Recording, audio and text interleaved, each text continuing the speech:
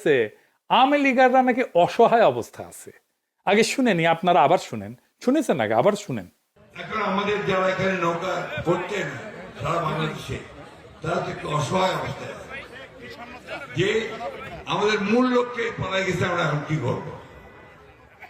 তো সেই জায়গায় আমি আপনাদেরকে এইটুকু আশ্বাস দিতে পারি যে আপনাকে হতাশ হবেন না, ধানের শীষ আপনাদের পাশে আছে, আমরা আপনাদের পাশে আছি।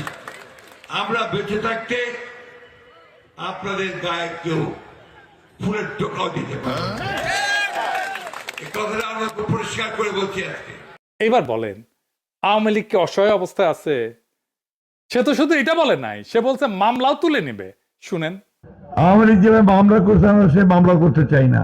যদি মামলা হয়ে থাকেও আমি আপনাকে কথা দিচ্ছি, সমস্ত মামলা তুলে নেওয়া হবে। যত মামলা আছে আওয়ামী লীগের বিরুদ্ধে আমরা সমস্ত মামলাগুলো তুলে নেব। সে নন্না মুন্না ফ্যাসিস্ট ডিক্টেটরের পা ধরে সালাম করতে চায়, আবার সে না গণতন্ত্রও চায়। হ্যাঁ, ওরে মা।